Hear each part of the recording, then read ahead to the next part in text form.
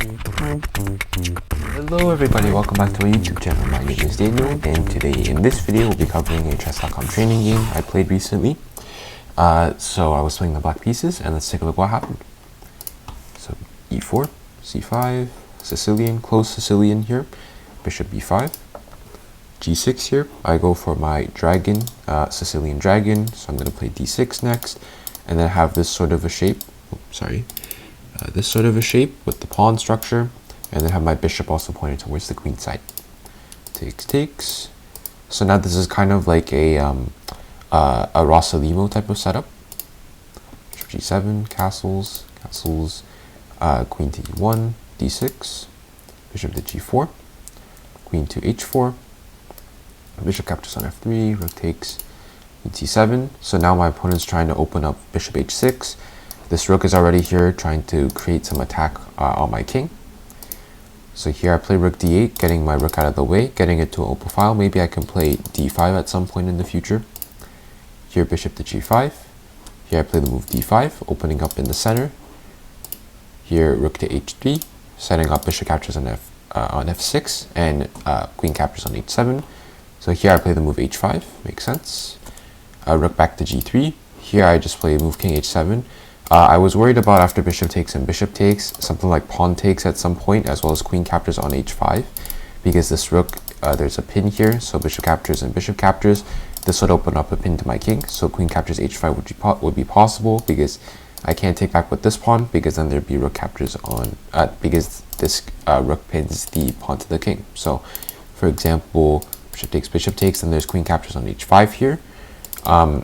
Like something like this, for example, in this position. Here there's actually this interesting move, queen captures on g3, because after it takes, then you can take here on h5, because the queen got rid of the rook, which was pitting the pawn to the king.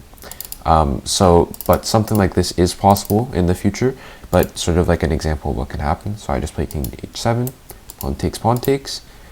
Here rook e1, trying to open up the position and attack e7. Here I play rook f8, taking control of this file. I can bring my other rook over here to e8. This helps support. Here the move e4 was played, e5, sorry. Here I play knight g8, defending the e7 pawn. Here e6. This I thought during the game was a bit of an overextension. I didn't really like this move. And here I thought I could trade off some of white's aggressive pieces here. So I play the move bishop h6 here. Basically, if you take, then I can play knight captures on h6. And I'm turning knight f5, and I can play queen to f4 to, to trade off the queens. And then afterwards, I think my position would be better, in fact, even though it's equal material. So here, knight h5, knight a4 was playing. I just play queen d6, slotting my queen into this nice square here, protecting the c5 pawn, supporting the d5 pawn as well as the c6 pawn, and also keeping an eye on the e7 pawn. Here bishop captures on h6, knight captures on h6, and queen to g5, threatening queen captures on g6. Here I very simply play the move rook f6, and now I'm looking at, by this point I realized that the queen is relatively short on squares. Like if I'm able to play rook f5, and after queen h4, like g5 for example, then the queen is really short on squares, and I can maybe trap it in the future. So here rook e3 was played. Here I played the move rook to f5. Here my opponent plays queen g3. I don't really want a queen trade, because let's say queen takes, pawn takes, then this pawn on c5 is really difficult to defend. Like if I play d4 to open up the rook's defense to c5, then here my opponent can play the move rook e5, and then it's really difficult to defend this pawn. Best move is c4 apparently, and then after it takes, here I can play rook a to f8 to double up here, but I don't really like to defend this position. This d4 pawn seems really overextended, and c6 looks really weak. So I didn't want to go for this. So after queen g3, here I play the move rook f4, cutting off the threat to my queen with my rook on f4. And playing rook f4 also opens up another threat, which is playing the move knight to f5, which would fork the queen as well as the rook. And this would be a devastating threat. Here, people might wonder why not rook f3 here, because basically if I take, then you can take here on d6, and then after e takes, then after you take back, then there is a passed pawn here, and also there's this really funny pawn structure here, this pawn cube, which is quite rare in my opinion. Here, however, I can play the move knight to f5. And if you play e7 here, then I can play rook e8, and I'm simply able to win this pawn. And this knight also no longer attacks c5 because my pawn on d6 actually defends this pawn.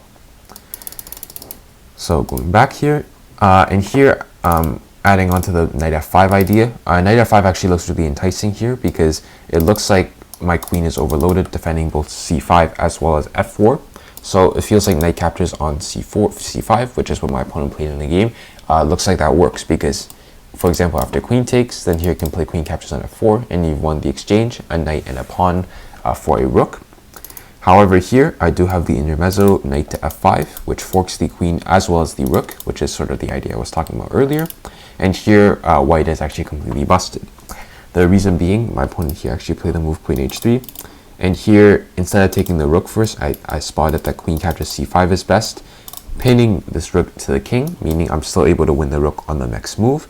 And here, my opponent actually ended up resigning the game. Going back here, after knight f5, there is really nothing to do. Queen to g5 is the top line. However, here I can simply play queen captures on, knight queen captures on c4. Here I do have to be a little bit careful because queen captures on c4 here. There is queen captures on f4. After knight takes and something like queen takes, then this will trade back into basically equal material. Actually, black is down a pawn here because there was the knight captures on c5 at the beginning.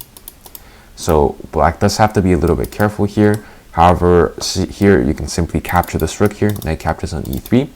And even though you don't win the other knight on c5, you still do win some material after rook takes. And here you can simply double up on the f-file here, and you're simply crashing through with rook f8. With rook f1. Like if you play rook back to e1, then here queen captures on c5, king h1, and here simply a very classic back rank checkmate. So a relatively quick game. I would say in the opening, not necessarily the best. At some points, the computer suggested I was losing. So I definitely should look into that and try to defend the middle game strategy a bit better. However, it was quite a difficult sort of path to victory for white, I would say, which is why my opponent actually did end up losing. And I also might want to add on that my opponent was a FIDE master. So pretty happy, victory against a title player, which is always something to be happy about. So yeah, relatively short game, nice tactical touches at the end with the move knight to f5, and playing rook f4 first to cut off the queen trade, which was a positional idea, and then combining this with the knight f5 tactical idea after knight captures on c5, which backfired immediately. So yeah, hope you all enjoyed this game, and thanks for watching.